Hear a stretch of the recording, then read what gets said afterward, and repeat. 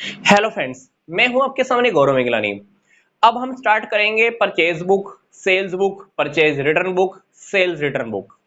तो ये topics explain करने से पहले मैं आपको बता देता हूं कि कैश बुक तक के सारे चैप्टर्स हम ऑलरेडी कवर कर चुके हैं। तो कैश बुक की कंप्लीट प्लेलिस्ट का लिंक, 11th अकाउंटेंसी का लिंक, 11th बिजनेस स्टडीज का लिंक आपको इसी वीडियो के डिस्क्रिप्शन बॉक्स में दिया हुआ है। तो purchase book, sales book, purchase return book और सेल्स रिटर्न बुक को समझने से पहले मैं आपको रिक्वेस्ट करना चाहूंगा, आप ये जरूर देख लीजिए कि हमें सब्सिडरी बुक्स की जरूरत क्यों होती है। Why there is need of subsidiary books. तो सब्सिडरी बुक्स की हमें जरूरत क्यों है, क्यों हम जर्नल की जगह पर सब्सिडरी बुक्स को मेंटेन करते हैं। अगर आप ये टॉपिक समझ जाते हैं तो डेफिनेटली ये जो टॉपिक्स अब मैं आपको इस वीडियो में एक्सप्लेन करने जा रहा हूं, ये समझना आपके लिए और भी ज्यादा इजी हो जाएगा। तो आपको मैं रिक्वेस्ट कर रहा हूं, आप इस वीडियो को यहीं पे स्टॉप कीजिए और इस वीडियो को जरूर देखिए। तो इस वीडियो में अब हम स्टडी करेंगे कि purchase book, sales book, purchase return book और सेल्स रिटर्न बुक के क्या क्या फॉर्मेट है। हर फॉर्मेट के अंदर एक कॉमन बात है, ऊपर आपका बुक का नेम चेंज हो जाएगा। मान लो यहां पर परचेज बुक है तो यहां पर क्या आ जाएगा, सेल्स बुक या परचेज रिटर्न बुक या सेल्स रिटर्न बुक। जितने कॉलम्स मैंने यहां पे बनाए हुए हैं, कॉलम्स उतने ही रहने वाले हैं, बस थोड़ा थोड़ा चेंजेस होता जाएगा। जैसे परचेज बुक के अंदर मैंने क्या लिखा हुआ है, इनपुट सीजीएसटी या इनपुट एसजीएसटी। इसी तरह से जब आप सेल्स बुक का फॉर्मेट देखेंगे तो यहां पर इनपुट की जगह पे क्या आ जाएगा, आउटपुट आ जाएगा, और परचेज की जगह पे क्या आ जाएगा, सेल्स आ जाएगा।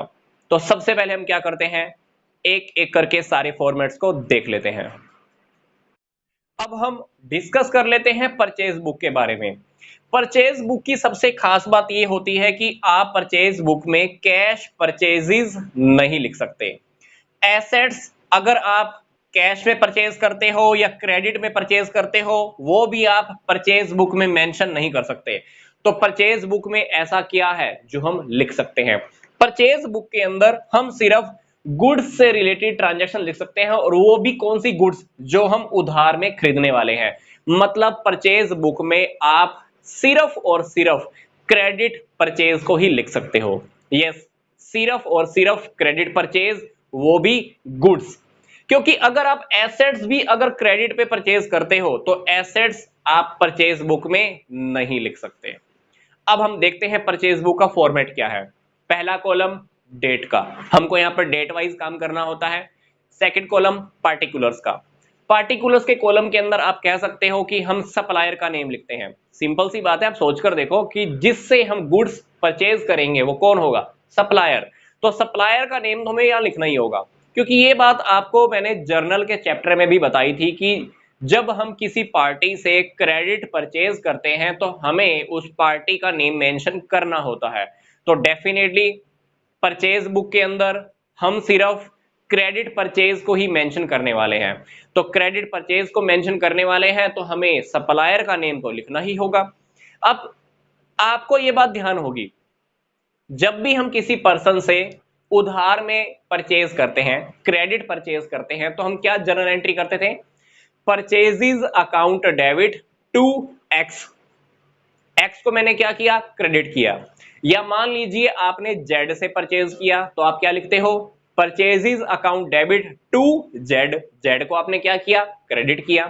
मोहन से परचेज किया आपने उधार में, तब भी क्या लिखा, purchases account debit to Mohan. मतलब जब जब आप उधार खरीदते हो, क्रेडिट परचेज करते हो, आपको हर बार सामने वाली पार्टी को क्या करना होता है, क्रेडिट करना होता है। इसलिए परचेज बुक की सबसे खास बात यह है कि हम ये वाली लाइन ऊपर एक ही बार लिख देते हैं, अकाउंट टू बी क्रेडिटेड। मतलब यहां पर जिस जिस पार्टी के नेम को हम मेंशन करेंगे तो उसको हम अल्टीमेटली क्या कर रहे हैं, क्रेडिट कर रहे हैं। परचेज को तो हमने डेबिट कर दिया और पार्टी को हम क्या कर रहे हैं, क्रेडिट कर रहे हैं।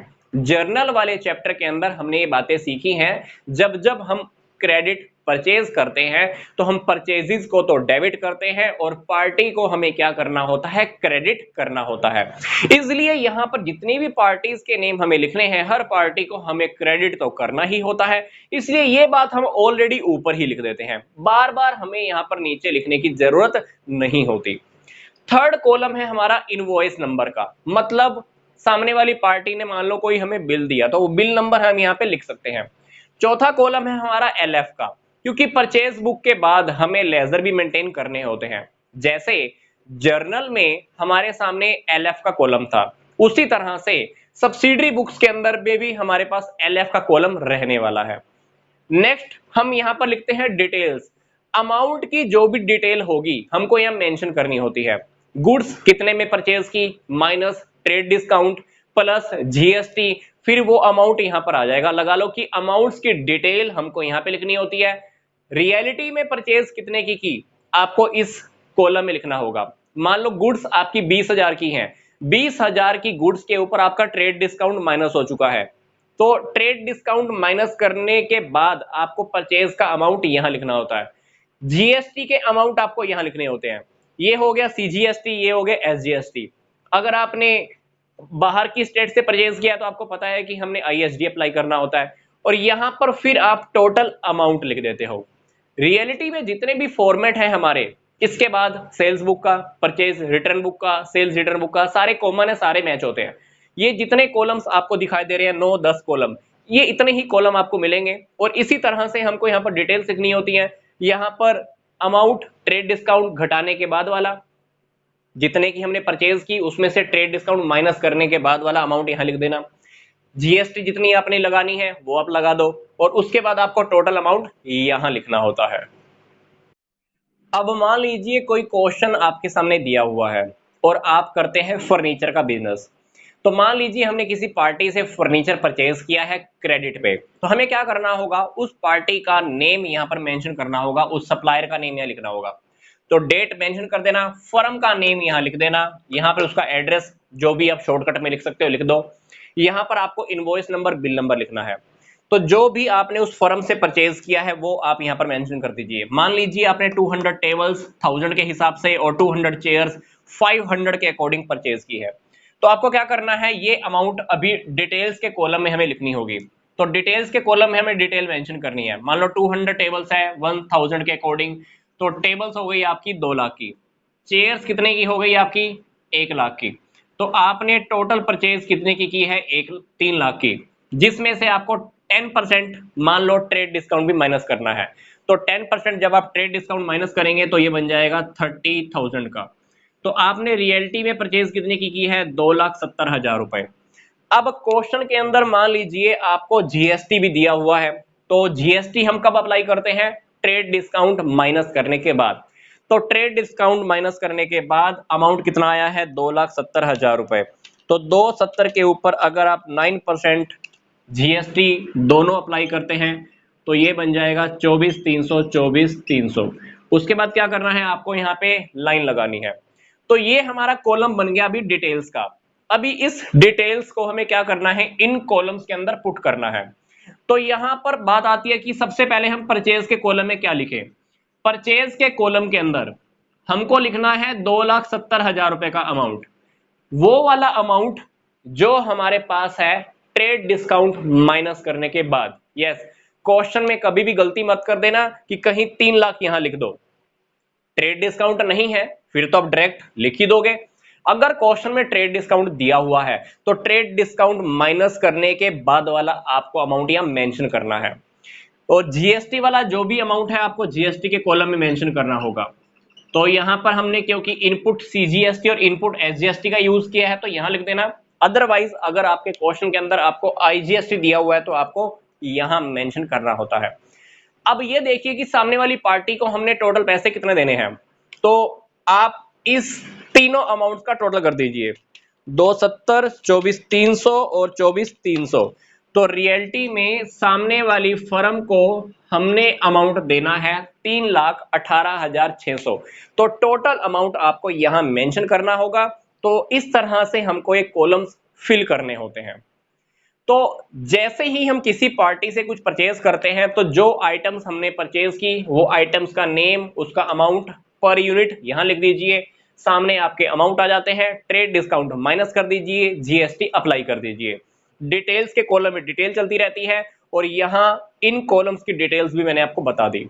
जब हम किसी एक पार्टी की डिटेल को फाइल कर देते हैं, लिख देते हैं, उसके बाद क्या, सेकंड पार्टी, सेकंड पार्टी का इसी तरह से अमाउंट लिखना है, third party, fourth party, fifth party. तो जैसे ही सारी पार्टीज की डिटेल्स आप परचेज बुक में लिख लेते हैं, उसके बाद क्या, परचेज बुक आपको क्लोज करनी होती है। परचेज बुक जब भी आप क्लोज करोगे तो आपको परचेज बुक के लास्ट में यहां पर क्या लिखना होता है, कुछ बुक्स में आपको यहां लिखा हुआ मिलेगा टोटल, कुछ बुक्स में आपको यहां पे टोटल की जगह पे लिखा हुआ मिलेगा परचेज अकाउंट। तो परचेज अकाउंट यहां पे लिखा हुआ हो सकता है या आपका टोटल लिखा हुआ हो सकता है, टोटल वर्ड लिखा हुआ मिलेगा या परचेज अकाउंट लिखा हुआ मिलेगा, और सामने क्या लिखा हुआ मिलेगा, डेबिट। और इसी तरह से इन कॉलम्स की भी आपको टोटलिंग कर देनी होती है। तो एक बात मैं आपको लास्ट में परचेज बुक से रिलेटेड फिर से बता रहा हूं, जब जब हम किसी पार्टी से क्रेडिट परचेज करते हैं, सामने वाली पार्टी को मुझे क्या करना होता है, क्रेडिट। तो यहां पर जितनी भी पार्टीज हैं, अल्टीमेटली हर पार्टी को मैं क्या कर रहा हूं, क्रेडिट कर रहा हूं, और परचेज को मुझे क्या करना होता है, डेबिट। तो इसीलिए परचेज बुक के लास्ट में हमें क्या लिखना होता है, परचेज अकाउंट, और सामने क्या लिखते हैं, डेबिट। तो इसका मतलब ये होता है कि जब जब मैंने किसी पार्टी से उधार में परचेज किया है, हर बार मैं परचेज को तो डेबिट कर रहा हूं, और हर बार पार्टी को मैं क्या कर रहा हूं, क्रेडिट कर रहा हूं। अब हम देख लेते हैं सेल्स बुक का फॉर्मेट। तो सेल्स बुक के फॉर्मेट के अंदर सबसे खास बात यही है कि हम सेल्स बुक में सिर्फ और सिर्फ क्रेडिट सेल्स को ही मेंशन कर सकते हैं, वो भी सिर्फ गुड्स से रिलेटेड। मान लीजिए आप फर्नीचर का बिजनेस करते हैं और आपने फर्नीचर क्रेडिट में सेल किया है, तो आप उसको सेल्स बुक में मेंशन कर सकते हैं। अब मान लीजिए बिजनेस है आपका फर्नीचर का, और अगर आप मशीनरी सेल कर देते हैं तो आप उसको यहां पर नहीं लिख सकते। मतलब जिस प्रोडक्ट में, जिस गुड्स में आप बिजनेस कर रहे हैं, और अगर वो गुड्स आपने क्रेडिट में सेल की है, तो आप सेल्स बुक में मेंशन कर सकते हो। मतलब कैश सेल मेंशन नहीं कर सकते, एसेट से रिलेटेड कोई भी ट्रांजैक्शन आप सेल्स बुक में मेंशन नहीं कर सकते। यस, मैं आपको बार बार बोल रहा हूं, सेल्स बुक में हम सिर्फ क्रेडिट सेल को ही मेंशन करेंगे, और वो भी सिर्फ गुड्स से रिलेटेड ट्रांजैक्शंस।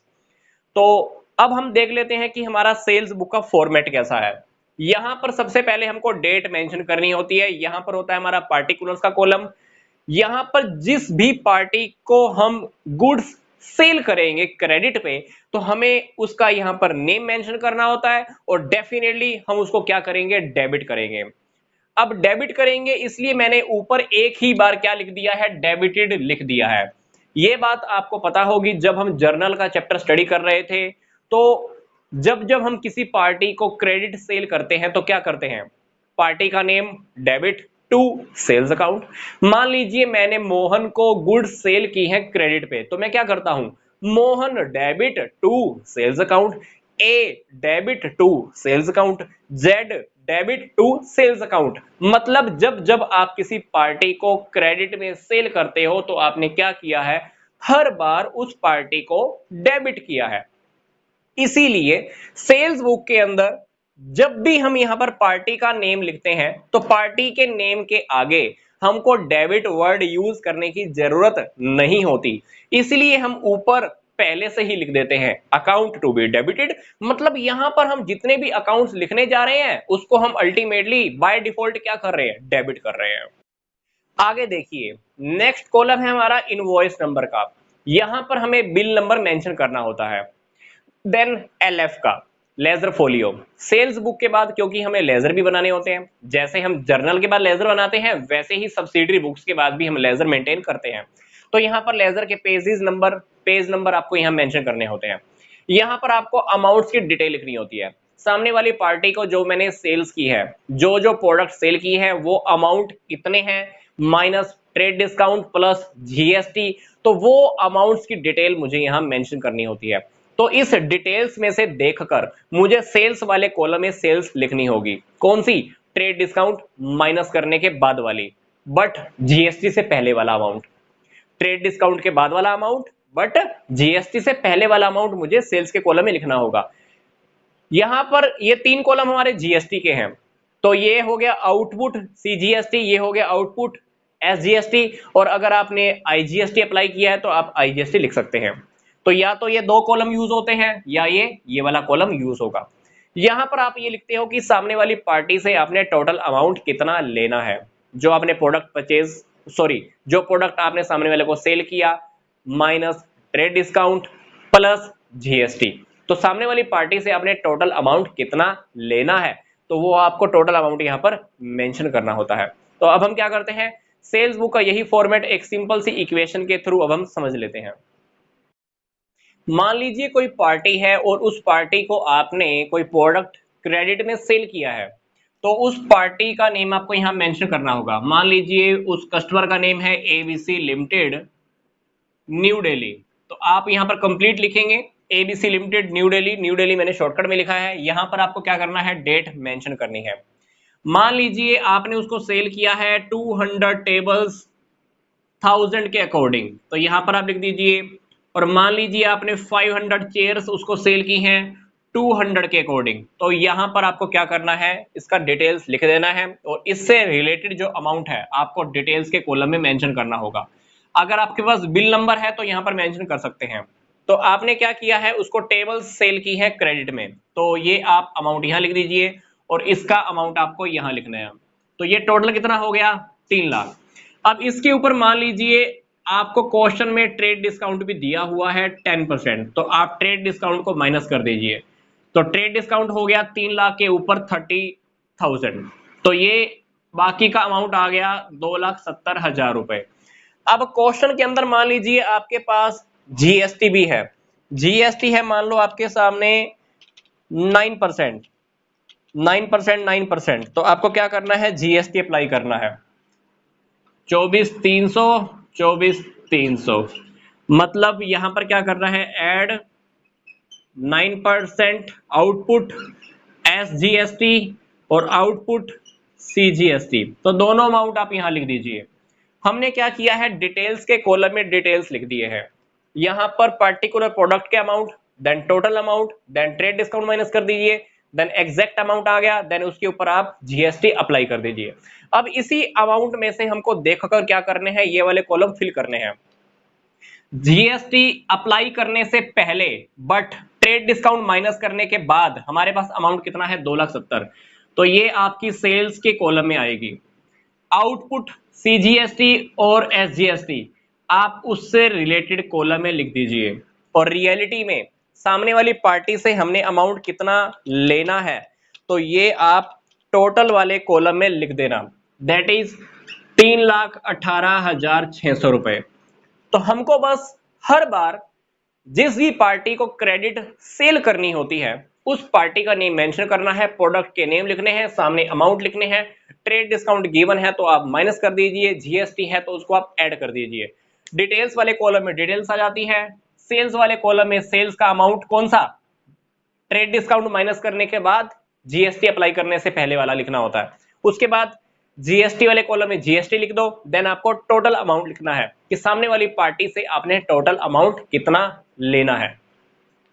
सेल्स बुक के अंदर सबसे खास बात मैं आपको फिर से बता रहा हूं, यहां पर जितनी भी पार्टीज आपको लिखनी है, हर पार्टी को हमें हर बार क्या करना है, डेबिट करना है। इसलिए सामने डेबिट लिखने की जरूरत नहीं होती, क्योंकि जब भी आप किसी पार्टी को क्रेडिट सेल करते हो तो हर बार उस पार्टी को हमें क्या करना होता है, डेबिट डेबिट डेबिट डेबिट। इसलिए हर बार हमको डेबिट लिखने की जरूरत नहीं है, इसलिए मैंने ऊपर ही लिख दिया था अकाउंट टू बी डेबिटेड। तो जैसे मैंने ये एक पार्टी की ट्रांजैक्शन को यहां पे रिकॉर्ड किया है, उसी तरह से second party, then third, fourth, fifth, जितने भी कस्टमर्स को मैं क्रेडिट सेल करूंगा हर किसी का डिटेल्स हमें इसी तरह से लिखना होता है। तो जब आप सेल्स बुक का मंथ के लास्ट में टोटल करते हैं तो आपको क्या करना है, हर कॉलम का टोटल करना है। यस, जितने भी कॉलम्स है सारे कॉलम्स का आप टोटल कर देना। और टोटल करने के बाद यहां पर आपको क्या लिखना होता है, कुछ बुक्स में आपको यहां पर मिलेगा टोटल लिखा हुआ, और कुछ बुक्स में आपको लिखा हुआ मिलेगा यहां पर सेल्स अकाउंट। और सेल्स अकाउंट अगर आपकी बुक में लिखा हुआ है सेल्स बुक के लास्ट में, तो आपको सामने लिखा हुआ मिलेगा क्रेडिट, क्योंकि जब जब आप किसी को क्रेडिट सेल करते हो तो पार्टी को तो डेबिट करते ही हैं, पर सेल्स अकाउंट को हमें क्या करना होता है, क्रेडिट करना होता है। तो मैं आपको फिर से बता रहा हूं, सेल्स बुक का जब आप टोटल करोगे तो जितने भी कॉलम्स हैं इन सारे कॉलम्स का आप टोटल कर देना। या तो आपकी बुक के अंदर आपको सामने यहां पर टोटल लिखा हुआ मिलेगा, या आपको लिखा हुआ मिलेगा सेल्स अकाउंट। क्यों? क्योंकि सेल्स बुक का जो टोटल है वो सेल्स अकाउंट के अंदर चला जाता है। यस, पार्टीज के तो लेजर बनते ही बनते हैं, सेल्स बुक के अकॉर्डिंग आगे हमें सेल्स अकाउंट के अंदर भी अमाउंट ट्रांसफर करना होता है। अब हम देख लेते हैं परचेज रिटर्न बुक का फॉर्मेट।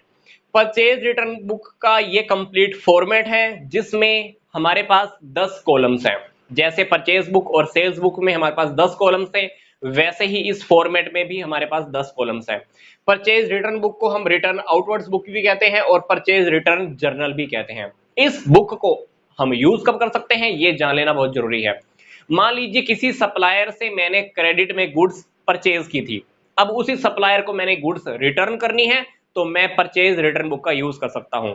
अब रिटर्न करने का रीजन कुछ भी हो सकता है। मान लीजिए गुड्स मेरे पास डिफेक्टेड आ गई, या बिल के अंदर अमाउंट ज्यादा लगा दिया, या सामने वाले ने जो मुझे सैंपल दिखाया था उस सैंपल के अकॉर्डिंग प्रोडक्ट ही नहीं है, तो डेफिनेटली मैं क्या करने वाला हूं, प्रोडक्ट रिटर्न करने वाला हूं। तो परचेज रिटर्न बुक का आप यूज बहुत आसानी से कर सकते हैं। तो अब हम इसके कॉलम्स देख लेते हैं। पहले कॉलम में आपको डेट मेंशन करनी होती है, जिस डेट को आप प्रोडक्ट रिटर्न करने वाले हो वो डेट आपको यहाँ पे मेंशन करना है। सेकंड कॉलम आपका पार्टिकुलर्स का, सप्लायर का नेम आपको यहाँ पे मेंशन करना होता है। जो भी सप्लायर होगा सप्लायर का नेम आप यहाँ पे मेंशन करते जाना, और जो प्रोडक्ट रिटर्न कर रहे हो, जो अमाउंट है, ट्रेड डिस्काउंट है, जीएसटी है, वट है, आपको सारा डिटेल्स यहाँ पर लिखना होता है। तो यहाँ पर इस कॉलम के अंदर आप क्या लिखने वाले हो, सप्लायर का नेम लिखने वाले हो। और हमने ऊपर एक लाइन और लिखी हुई है, अकाउंट टू बी डेबिटेड। इसका क्या मतलब है, इसका लॉजिक आप ध्यान से समझिए। बहुत सिंपल सी बात है, जब भी हम किसी सप्लायर को अमाउंट या प्रोडक्ट वापस करेंगे, मैं प्रोडक्ट की बात कर रहा हूं, जब हम किसी सप्लायर को प्रोडक्ट वापस करेंगे उस सप्लायर के अकाउंट को मुझे क्या करना होगा, डेबिट करना होगा। और मैं क्या लिखूंगा, परचेज रिटर्न अकाउंट। जिस भी सप्लायर को मैंने गुड्स रिटर्न की हैं उस सप्लायर के अकाउंट को मुझे क्या करना है, डेबिट। वो सप्लायर कोई भी है, एक्स वाई जेड एबीसी वट मोहन है, सोहन है। हर बार जब जब मैं सप्लायर्स को गुड्स रिटर्न करूंगा, हर बार सप्लायर्स के अकाउंट को मुझे क्या करना होगा, डेबिट। क्योंकि परचेज रिटर्न के केस के अंदर आप सप्लायर्स को हर हालत में क्या करते हो, डेबिट करते हो। इसलिए मैंने यहां पर ऑलरेडी पहले से ही मेंशन कर दिया, अकाउंट टू बी डेबिटेड। मतलब यहां पर जितने भी सप्लायर्स के अकाउंट नेम मैं मेंशन करने वाला हूं, बाय डिफॉल्ट मैं उसको क्या करने वाला हूं, डेबिट करने वाला हूं। इसलिए मैंने ये बात ऊपर से पहले से ही मेंशन कर दी है। तो इसीलिए आपको यहां पर बार बार डेबिट वर्ड यूज करने की जरूरत नहीं है, क्योंकि जब आप किसी सप्लायर का नेम यहां पर मेंशन करोगे तो उसके सामने आपको डेबिट नहीं लिखना, क्योंकि ये बात आपने पहले से ही ऊपर मेंशन कर दी है। नेक्स्ट कॉलम है हमारे पास डेबिट नोट का। यहां पर डेबिट नोट हमने क्यों लिखा हुआ है, सोचकर देखिए। जब हम सप्लायर्स को गुड्स रिटर्न करते हैं तो सप्लायर के अकाउंट को हम क्या कर रहे हैं, डेबिट कर रहे हैं। तो हम सप्लायर को एक डेबिट नोट भेजेंगे कि भाई मैंने अपनी बुक्स में तेरे वाला अकाउंट डेबिट कर दिया है। तो सप्लायर को हम एक डेबिट नोट भेजेंगे जो इस बात को मेंशन करता है, इंडिकेट करता है कि सामने वाले के अकाउंट को मैंने क्या कर दिया है, डेबिट कर दिया है। नेक्स्ट कॉलम है हमारे पास एलएफ का, बोले तो लेजर फोलियो, क्योंकि परचेज रिटर्न बुक के बाद हमको लेजर्स भी बनाने होते हैं। नेक्स्ट कॉलम है हमारे पास डिटेल्स का। डिटेल्स के अंदर हम प्रोडक्ट के अमाउंट की detail minus trade discount plus GST, पूरी बातें हमको यहां पर लिखनी होती है अमाउंट की फॉर्म में। नेक्स्ट है हमारे पास हम परचेज रिटर्न रियलिटी में कितने का कर रहे हैं, जो भी प्रोडक्ट हमने वापस किया है सप्लायर को minus trade discount. GST apply करने से पहले हमको अमाउंट यहां पे लिखना होता है, ट्रेड डिस्काउंट माइनस करने के बाद, बट जीएसटी अप्लाई करने से पहले अमाउंट हमको यहां लिखना होता है। ये बातें आपको अभी क्लियर हो जाएंगी, मैं आपको एक एग्जांपल लेके समझा देता हूं। आगे है हमारा सीजीएसटी और एसजीएसटी का टॉपिक। मान लो हमने प्रोडक्ट परचेज किया था सेम स्टेट से, जिस स्टेट में हम रहते हैं उसी स्टेट में से मैंने गुड्स परचेज की थी, तो उसी स्टेट के अंदर अगर मैं गुड्स रिटर्न कर रहा हूं तो मेरे को ये सीजीएसटी और एसजीएसटी अप्लाई करना होता है। अगर मैंने गुड्स रिटर्न की है आउट ऑफ स्टेट तो मैं यहां पर इनपुट आईजीएसटी अप्लाई करूंगा। तो यहां पर ध्यान रखिएगा, आई का मतलब क्या है, इनपुट इनपुट इनपुट। ये दो कॉलम्स सेम स्टेट के लिए यूज होते हैं, और ये कॉलम जब आप out of state goods return करोगे तब यूज करोगे। टोटल अमाउंट के अंदर आपको क्या लिखना होता है, जो भी प्रोडक्ट आपने वापस किया है उसका total amount minus trade discount plus GST. तो इस कॉलम का भी रियलिटी में क्या मीनिंग है आपको अभी एक एग्जांपल के थ्रू मैं समझा देता हूं। मान लीजिए आपने किसी सप्लायर को 10 जून को गुड्स रिटर्न की है, उस सप्लायर का नेम है ABC लिमिटेड, उसका एड्रेस है मान लो हैदराबाद का। तो आपने क्या किया, उस सप्लायर का नेम लिखा, उसका एक छोटा सा एड्रेस आपने यहां मेंशन कर दिया।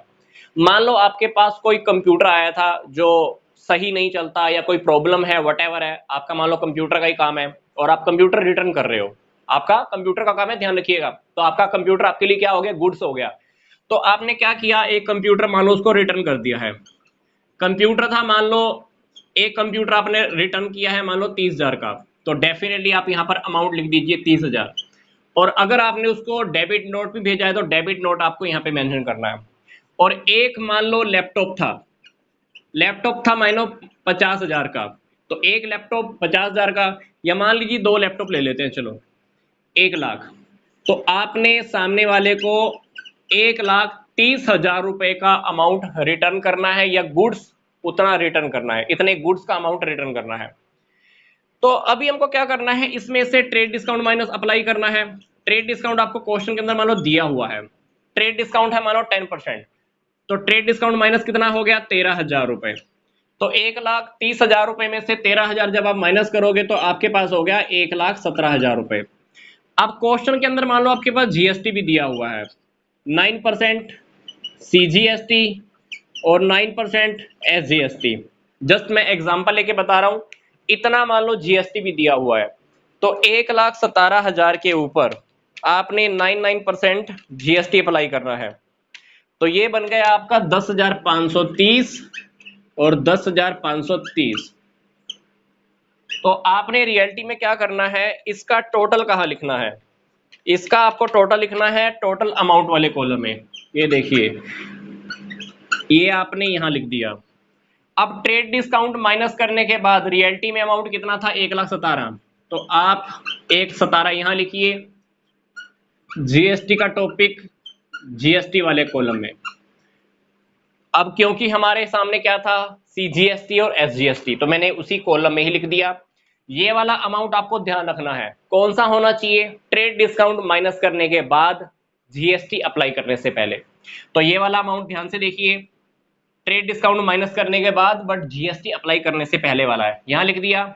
एक जीएसटी यहां, दूसरा यहां, और इन सब का टोटल मतलब 1 2 3 का जो टोटल है आपने कहां लिख दिया, यहां लिख दिया। अब मान लीजिए किसी और सप्लायर को भी अपनी गुड्स रिटर्न करनी है, तो इस ट्रांजैक्शन के बाद लिखोगे डेट, और इसी तरह से बाकी का डेटा भी आपको फिल करना होगा। Next supplier, next next next करते करते आप क्या करोगे, लास्ट में परचेज रिटर्न बुक का काम कंप्लीट करोगे। जब आपको काम कंप्लीट करना है तो क्या होगा, परचेज रिटर्न बुक को आपको क्लोज करनी होगी। तो यहां पर मंथ की लास्ट डेट आप मेंशन कर देना, यहां पर आप लिख देना टोटल, या यहां पे आपको लिखना है परचेज रिटर्न अकाउंट क्रेडिट।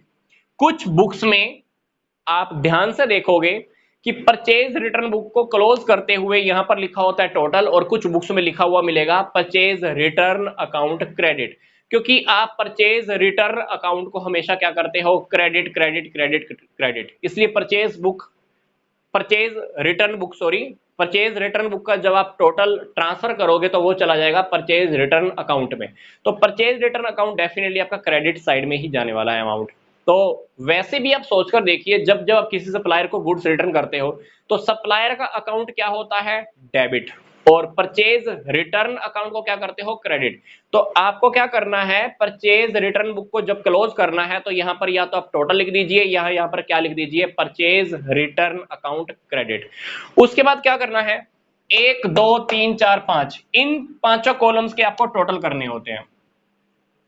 इस कॉलम में फिलहाल मैंने कोई अमाउंट लिखा नहीं है, अगर अमाउंट होता तो उसको भी मैं यहां पर मेंशन कर देता। तो ये था हमारा परचेज रिटर्न बुक का टॉपिक। अब हम डिस्कस कर लेते हैं सेल्स रिटर्न बुक के बारे में।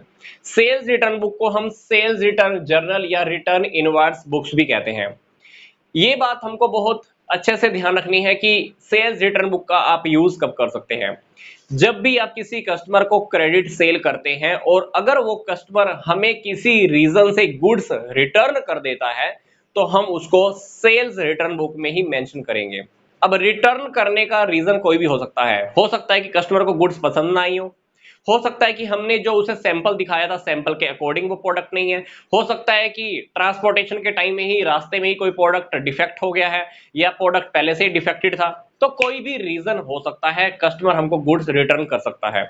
तो गुड्स रिटर्न जब भी कोई कस्टमर करता है तो हमें उसे यहाँ सेल्स रिटर्न बुक में मेंशन करना होता है। अब सेल्स रिटर्न बुक का हम फॉर्मेट देख लेते हैं। फॉर्मेट में पहला कॉलम है हमारे पास डेट का, सेकंड कॉलम है नेम ऑफ द कस्टमर का, मतलब कस्टमर के अकाउंट को हमें क्या करना है, क्रेडिट करना है। जो भी कस्टमर हमको गुड्स रिटर्न करेगा हर बार कस्टमर के अकाउंट को हमें क्या करना है, क्रेडिट करना है। पर बार बार हमको यहाँ पर क्रेडिट लिखने की जरूरत नहीं होती, इसलिए हम पहले से ही ऊपर लिख देते हैं कि भाई जो भी अकाउंट यहाँ पर हम लिखेंगे उसको हम क्या करने वाले हैं, क्रेडिट करने वाले हैं। ये बात आपको पता है, जर्नल वाले चैप्टर के अंदर आपने देखी थी। जब भी कोई कस्टमर हमको गुड्स रिटर्न करता है तो हम क्या एंट्री करते हैं, sales return account debit to उस कस्टमर का नेम, मतलब कस्टमर के नेम को हम हमेशा क्या करते हैं, क्रेडिट करते हैं। जो पार्टी हमको गुड्स रिटर्न करती है उसको हम हमेशा क्या करते हैं, क्रेडिट करते हैं। तो ये बात सिंपल सी है, जब भी कोई कस्टमर हमको गुड्स रिटर्न करेगा हर बार हमें कस्टमर्स के अकाउंट को क्या करना होगा, क्रेडिट करना होगा। इसलिए ये बात हम पहले से ही ऊपर मेंशन कर देते हैं कि कस्टमर्स के अकाउंट को हमें क्रेडिट करना होगा। कौन से केस में, जब वो गुड्स हमें रिटर्न करता है। अगला कॉलम है हमारा क्रेडिट नोट का। ये क्रेडिट नोट का कॉलम क्यों है, ध्यान से देखिए। कस्टमर के अकाउंट को आप हमेशा क्या करने वाले हो, क्रेडिट करने वाले हो। तो आप सामने वाले कस्टमर को एक क्रेडिट नोट भेजोगे, ये बात मेंशन करने के लिए, ये बात उसको समझाने के लिए कि भाई मैंने तेरा अकाउंट मेरी बुक्स में क्रेडिट कर दिया है। तो सामने वाली पार्टी को हमें क्रेडिट नोट भेजना होता है। क्रेडिट नोट की आई थिंक 2 या 3 कॉपीज रेडी होती हैं। हम ओरिजिनल कॉपी उसको भेज देते हैं, डुप्लीकेट कॉपी अपने पास रख लेते हैं। डुप्लीकेट कॉपी के बेस पर हम सेल्स रिटर्न बुक के अंदर एंट्री कर लेते हैं। तो क्रेडिट नोट का मतलब क्या है कि भाई मैं तेरा अकाउंट मेरी बुक्स में क्या कर रहा हूं, क्रेडिट कर रहा हूं, इसलिए यहां पर हमको क्रेडिट नोट मेंशन करना होता है। इसके बाद हमारा कॉलम वही पहले की तरह एलएफ का। देन हमारा नेक्स्ट कॉलम है डिटेल्स का, यहां पर हमें पूरे अमाउंट्स की डिटेल लिखनी होती है, ये मैं आपको अभी बताऊंगा। इसके बाद हमें यहां लिखना होता है सेल्स रिटर्न का अमाउंट, मतलब सेल्स रिटर्न रियलिटी में सामने वाले कस्टमर ने हमको कितनी की है, ट्रेड डिस्काउंट माइनस करने के बाद वाला अमाउंट। ये हमारा हुआ जीएसटी के कॉलम्स। अगर हम within state goods sell करते हैं और अगर वही गुड्स हमारे पास वापस आ जाती हैं तो डेफिनेटली हम सीजीएसटी और एसजीएसटी यूज करते हैं। कौन सी वाली, आउटपुट वाली। अगर हमारी गुड्स रिटर्न हुई हैं आउट ऑफ स्टेट से तो डेफिनेटली हमें आईजीएसटी ही अप्लाई करना होता है। तो ये हो गया आउटपुट आईजीएसटी। और यहां पर हम लिखते हैं टोटल अमाउंट। टोटल अमाउंट के अंदर क्या आएगा, जो भी प्रोडक्ट सामने वाले कस्टमर ने हमको वापस किए less trade discount plus GST, तो वो टोटल अमाउंट हमको यहां पर मेंशन करने होते हैं। अब मान लीजिए 10 जून को किसी कस्टमर को हमने सेल की हुई थी क्रेडिट में और उस कस्टमर ने हमको 10 जून को गुड्स रिटर्न कर दी, रीजन कोई भी था। तो वो मान लो कस्टमर का नेम है XYZ, तो XYZ लिमिटेड ने हमको गुड्स रिटर्न की है। ये एड्रेस है मान लो न्यू दिल्ली का, तो हमको लिखना होगा उस पार्टी का नेम और छोटा सा एड्रेस आप मेंशन कर दीजिए ताकि आपको इन फ्यूचर में याद रह जाएगा। अब सामने वाले कस्टमर ने मान लो हमें 2 अलमीरा वापस की हैं जिनकी कॉस्ट थी 10,000 और एक टेबल उसने हमको रिटर्न की है वो थी मान लो 10,000 की। अब 2 अलमीरा हमारे पास वापस आई हैं, कितने की हो गई ये, 20,000 की। एक टेबल वापस आई है 10,000 की, ये कितने की हो गई, 10,000 की। तो रियलिटी में हमारे पास 30,000 की गुड्स रिटर्न आ गई हैं। तो आप सामने वाली पार्टी को जो क्रेडिट नोट भेजोगे वो क्रेडिट नोट आप यहां पे मेंशन कर देना। इसके बाद आपको क्या करना है, इसके बाद मान लो क्वेश्चन के अंदर ट्रेड डिस्काउंट का टॉपिक भी है। मान लो आपने उसको ट्रेड डिस्काउंट के ऊपर गुड सेल की थी, तो वो ट्रेड डिस्काउंट कट करके ही आपके पास वापस आने वाली है। तो 30,000 का 10% ट्रेड डिस्काउंट मानकर चलो, कितना हो गया? 3,000 रुपए। तो रियलिटी में गुड्स 27,000 की। अब मान लो इसके ऊपर जीएसटी भी था 9%, आउटपुट सीजीएसटी और 9% ही आउटपुट एसजीएसटी, तो वो भी आप इसके ऊपर अप्लाई कर देना, क्योंकि जब आपने उसको गुड्स सेल की होंगी आपने जीएसटी लगाया होगा, तो अब कस्टमर ने जब आपको गुड्स रिटर्न की है तो वही जीएसटी कैंसिल भी होने वाला है। तो आपको एक बार क्या करना होगा, जीएसटी कैलकुलेट करना होगा। 27,000 के ऊपर 9% कितना? 2430। तो ये वाला अमाउंट आप टोटल कर दीजिए, 27,000, 2430 और 2430, ये हो गया 31860 टोटल, ये हो गया। अब आपको क्या करनी है, रियलिटी में सेल्स रिटर्न कितने की है? 27,000 की। यहां पर आप ध्यान रखना, सेल्स रिटर्न वाले कॉलम के अंदर आपको अमाउंट कौन सा लिखना है? ट्रेड डिस्काउंट माइनस करने के बाद और जीएसटी अप्लाई करने से पहले। तो ट्रेड डिस्काउंट माइनस करने के बाद और जीएसटी अप्लाई करने से पहले ये अमाउंट है हमारे पास 27,000। उसके बाद क्योंकि ये टॉपिक हमारा आउटपुट सीजीएसटी और आउटपुट एसजीएसटी का है, तो आप डेफिनेटली ये 2430 यहां लिख दीजिए और ये 2430 यहां लिख दीजिए। इन दैट केस अगर आपके क्वेश्चन के अंदर आपको आईजीएसटी अप्लाई करना होता तो आप यहां पे मेंशन कर देते। अब क्योंकि इस ट्रांजैक्शन के अंदर हमने कंसीडर ही नहीं किया, हमने क्या अप्लाई किया है? नॉर्मल सीजीएसटी एसजीएसटी, तो हमने यहीं पर ही अप्लाई कर दिया उसको।